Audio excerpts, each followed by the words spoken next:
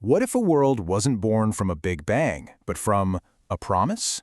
Well, today, we're going to take a journey to a place just like that. Using ancient texts as our guide, we're headed to Abhiharati, a reality that was literally willed into being by one monk's incredible vow. I mean, just think about that for a second. Could your will, your intention, be so strong that it actually shapes reality around you? Well, the story of this world, Abhiharati, which perfectly translates to the joyous, starts with that very idea. All right, so to really understand what makes this place tick, we have to go right back to the beginning, to its source code, you could say. And it all started ages and ages ago with one monk and one unbreakable promise. And this wasn't just some casual promise. This was the core of it all. He decided that if, for even a fraction of a second, he had a single thought of anger or harm towards any living being, he would be betraying every Buddha that ever was or ever will be. That absolute commitment to non-anger, that's the fundamental law of this entire world. And because his resolve was so solid, so completely unshakable, he earned the name Akshobhya, which means, you guessed it, the immovable. And here's the wild part. The power of that vow didn't just inspire people, it literally created an entire reality. Okay, you ready? Let's step inside. Imagine you've just arrived in Abhiharati. Take a look around. What's the very first thing that hits you? What do you see and feel? Whoa, look at this. The very first thing you'd notice is the ground. Our world is all mountains and valleys and rocks, right? But here, Abhiharati is perfectly flat, as smooth as the palm of your hand. Oh, and it's made entirely of pure, shining gold. But walking on it isn't what you'd think. It's not hard and cold like metal. The texts say it's incredibly soft, like the finest cotton. So with every step you take, the ground just gently gives way and then rises right back up to meet your foot. It's like the world itself is welcoming you.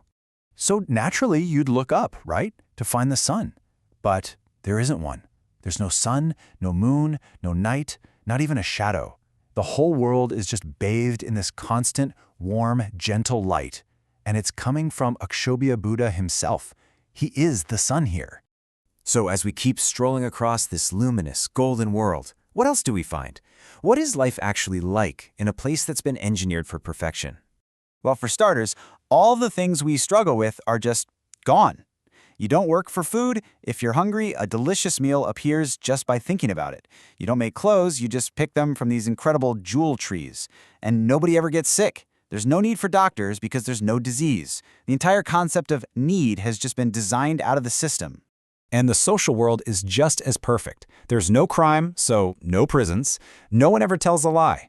Those negative feelings we all deal with, greed, anger, they're barely even there, just faint whispers. You don't need money or trade. And get this, women don't experience jealousy, and childbirth is completely painless. It's like all the friction of society has just been polished away. And even the ambient sound is perfected. Just listen for a second. There's a gentle breeze that's always rustling through these special tall trees, and the sound it makes, it's a natural music so beautiful and serene that it's said to be better than any music you could hear, even in the heavens. But as amazing as all that is, we now come to the most incredible sight in all of Abhiharati. It's a constant miracle that visually ties this entire world right back to its creator. This is really the centerpiece of our journey. 1,000. So what's so special about this number? Well, it's connected to a miracle that happens with every single step the Buddha takes. Just try to picture this. Every single time Akshobhya Buddha takes a step, a massive golden lotus flower with 1,000 petals materializes right out of the ground to support his foot. Not just once, a brand new one for every single step. He is literally walking on an ever-blooming path of pure light. And these lotuses are more than just footprints. They can move with him, they can float up into the air if someone wishes to see them better. But here's the most amazing part. After he moves on, they don't disappear. They stay right where they are, transforming the golden landscape into a field of sacred monuments that the people then worship. So we've seen the world, but what about the people who live here? What's it like to actually be an inhabitant of this place? Well, as you can probably imagine, their experience of happiness is on a totally different level. So this is fascinating. In Abhiharati, you have humans and you have celestial beings, or gods, and they can freely visit each other on these stairways made of jewels. Their blessings and good fortune are basically equal. But The humans are actually considered more fortunate, and why is that? Because the Buddha lives and teaches directly among them. The celestial beings actually have to travel down from their heavens to listen in. And this really gets to the core of their existence. All those physical needs are gone, so their happiness doesn't come from getting something they want. Their entire experience of joy is purely spiritual. It's the bliss that comes from understanding profound truths about reality, what the texts call the joy of the Dharma. So here's the most important point of all.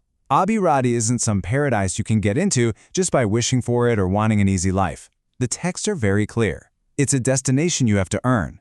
You get there only by doing the real work of cultivating goodness and purity in your own life. And that leaves us with this powerful final thought. The world of Abhirati is a perfect, joyous reflection of one mind's vow to completely eliminate anger, an entire universe shaped by a single pure intention. Which kind of makes you wonder, doesn't it? What kind of world are our own minds creating right now, every single day?